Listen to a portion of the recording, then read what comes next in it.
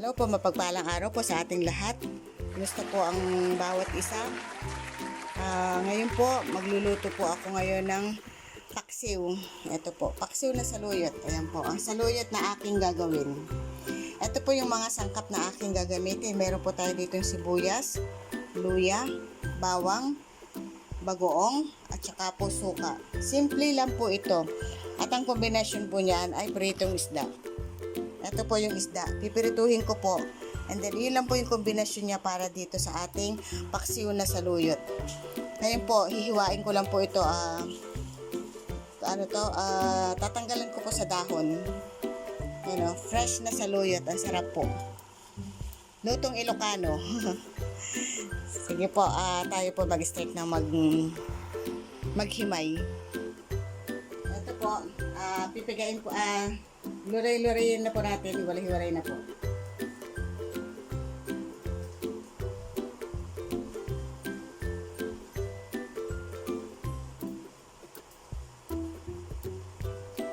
Sarap po, fresh na fresh yung yung kanyang dahon.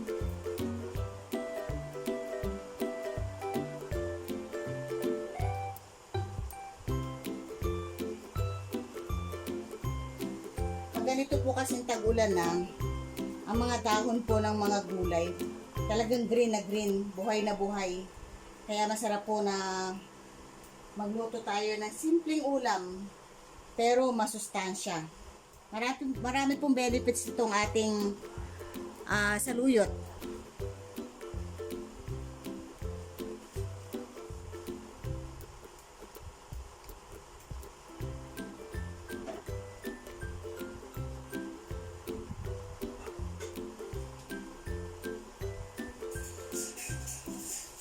Ito na po yung ating nahimay na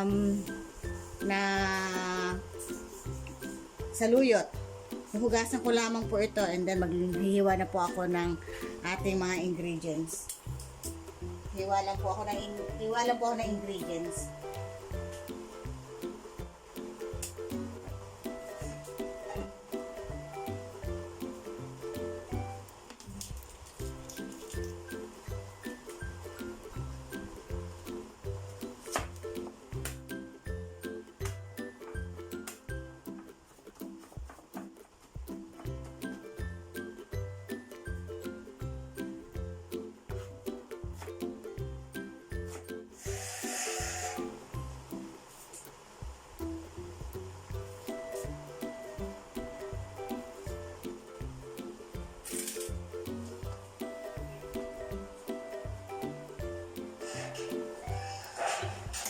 Na po natin yung kalan. At itong mga ingredients po na ito, akin na po siya ilalagay.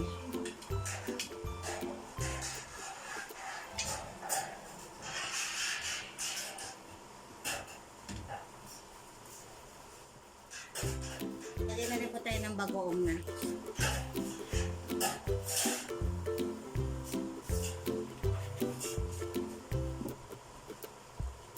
At ng suka po.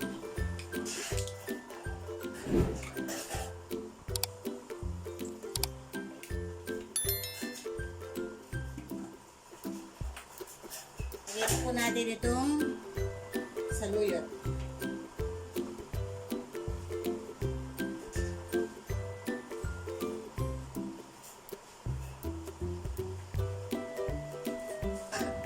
Nahugasan ko na po ito.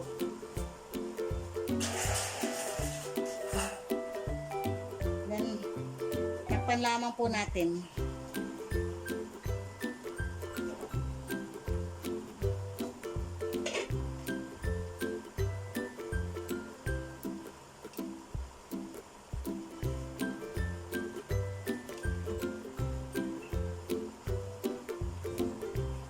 Tingnan nyo po, umunti na po ang ang dahon. Kasi nalanta na siya.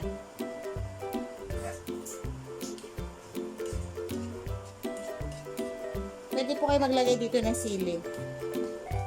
Yung siling panigang. Pero ako hindi na po. Kasi may ginawa naman po ako chili garlic. Pang appetite. Simple lang po yung ginawa kong chili garlic ngayon. Minsan po gagawin ko rin po dito. Tutorial ko rin po yun. Paano yung, the way ko po yung pagluluto ng chili garlic.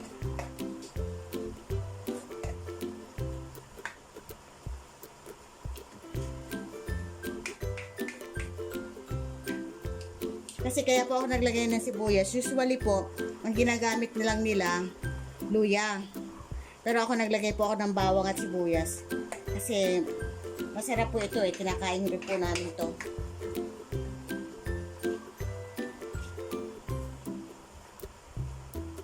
Konting luto pa po dito sa saluyot. Atin po siyang takpan ulit.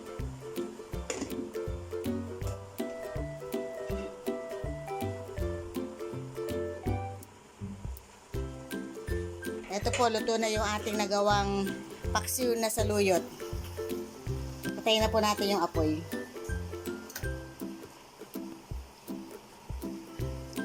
Paano po, magpapaalam na po ang inyong kakusinerang Lakwatsera. Nasa inyo po ay lagi nagpapaalala. Stay safe po and God bless.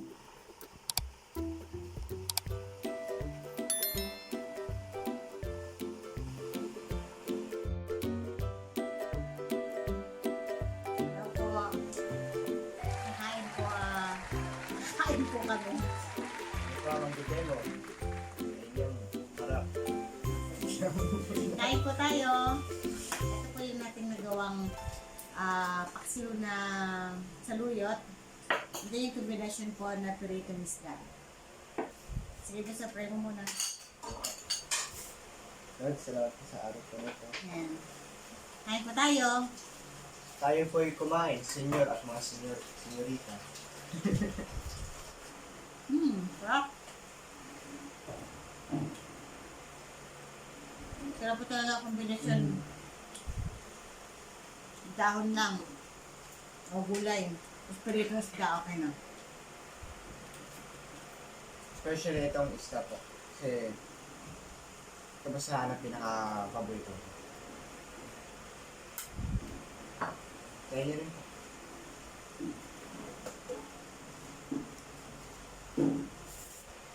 Pag po ganito mga isda, ulam. Perito. Tapos meron pong gulay na ganito. Mas gusto ko po nagkakamay. Pero pag may sabaw, maganda po kung kukutsara. Pero ako po mas gusto ko nakakamay. Mabi mo. Lalo naman ako na.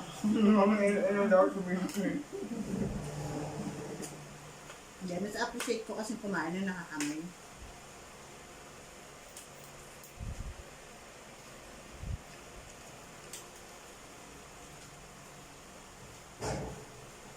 Ano sa place? Ayan po. Hindi sa butaw din siya. Hindi ko malang naging alok na kumain. Ay, hindi ka dyan. Kain po. At huwag kayo kumain.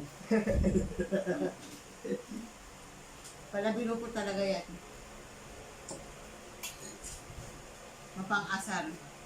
Ako nga bago ako bigyan, nag-iyung buhay.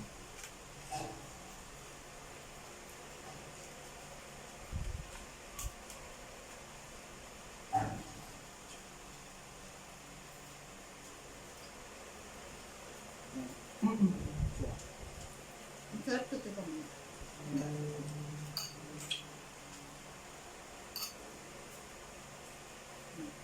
Ang gulay. Ang gulay. Ha? Sarap kombinasyon.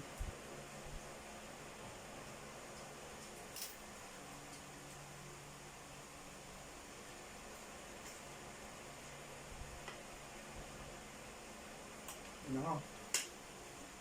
Kalimutan pa natin pakita ano. Pasok sa akin. Labata mo. Ayan po. Pero Lapit mukha mo. ko ah.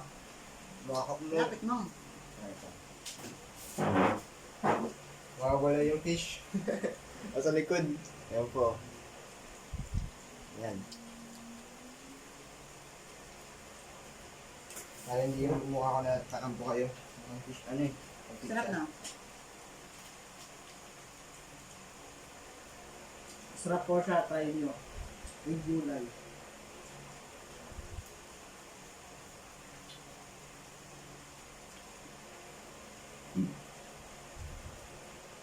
Ngayon lang po nila natikman to. Ngayon ko lang po ginawa para sa kanila. Kasi nung mga bata sila, ayaw talaga nila ng gulay. Ngayon ko lang sila napipilit kumain.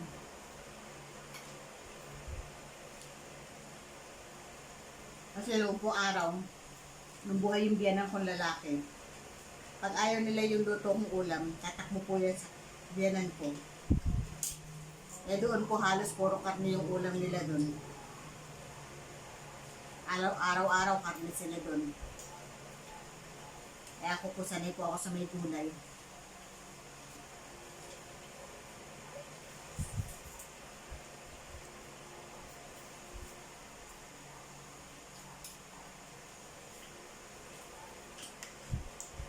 Kaya ang ginagawa po nila noon, lumilipat po sila sa kabila para doon kakain. Dahil wala na po silang tatakbuhan.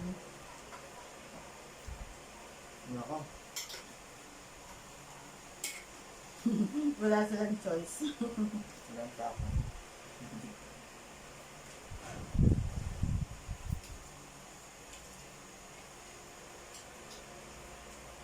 Pero kahit pa paano, si Raymart po, kumakain ng gulay.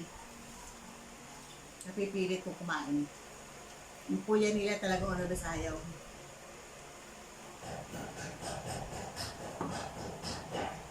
Kahit ito po, kahit pa paano kumakain din.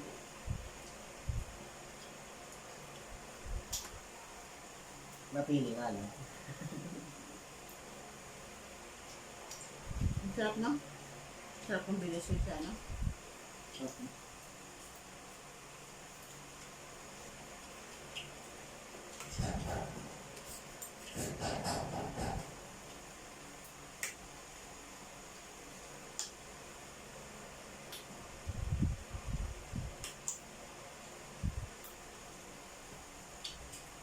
Sabi po nung bata kami, pag meron kaming gulay, kailangan namin piritong isda.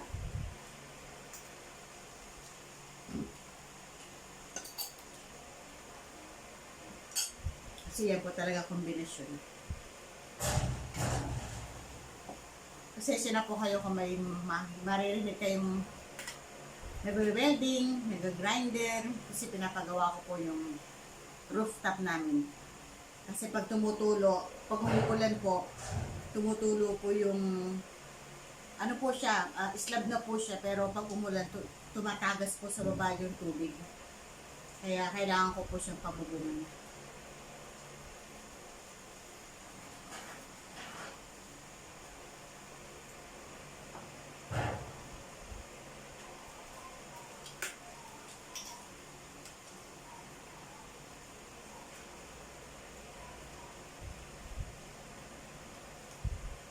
Sarap kumain, no? Pag ito ulam.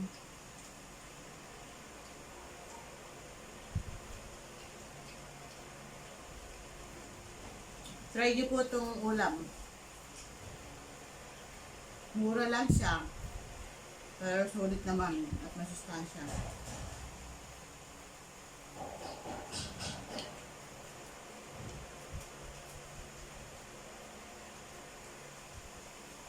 Magkano lang po isang talay ng sayote. O kung nasa probinsya kayo, magkano kayo ng sayote. Mabilis lang po yung tumutubo. Tapos, fresh from the farm pa po ninyo gagawin. Ando yung sustansya.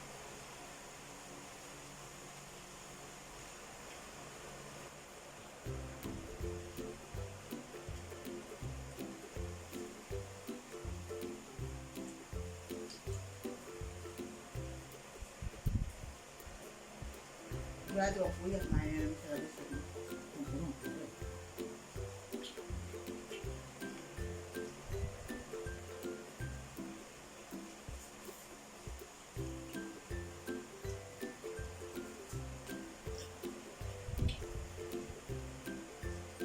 Sabi niya na alam. Sabi niya na pa. Tao ko na. Sabay na pala yung coffee city. Tapos, Kasi nahabol nga yung ano, hindi binabalik ko yung dati. yung dati na ano, schedule. Yung pandemic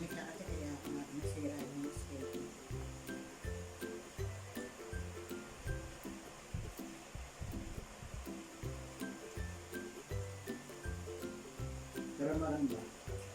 Ang meron namin, ang tapos ng studio na para doon dyan makapag-audit na.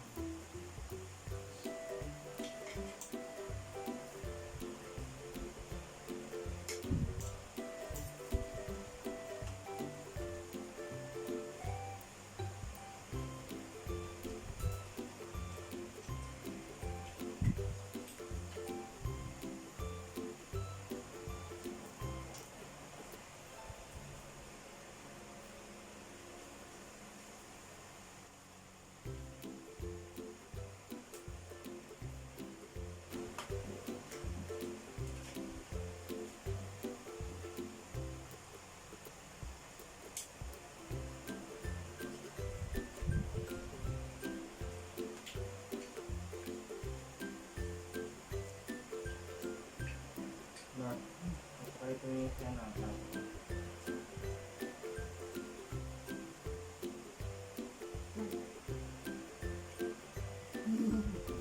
Ang bagal niya talaga kumain.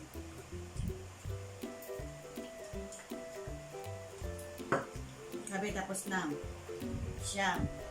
Paano yung pala nagsisimula? Ganyan po kumain yan. Sayang po sa akin, sayang po sa akin about the fish. Mabagal ako. Hindi sa mga isda.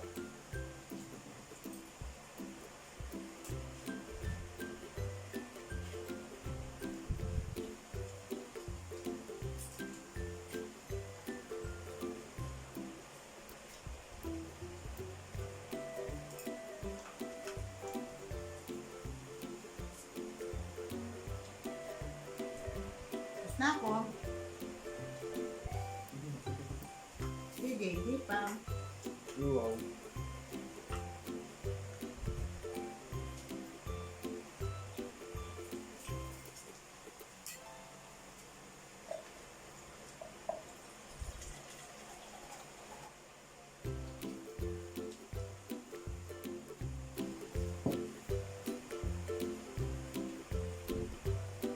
Habis ko po kapag may isda. Talaga sinisimot ko.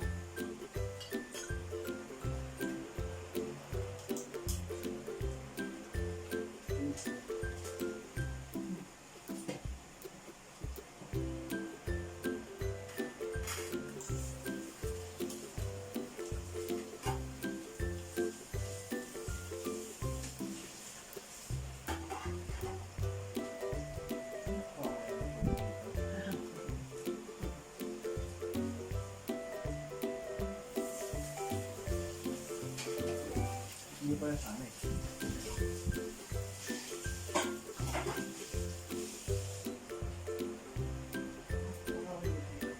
Naroon tayo. Sama? Mabay tayo. Magbabawal tayo. Hindi. Sabay-sabay tayo.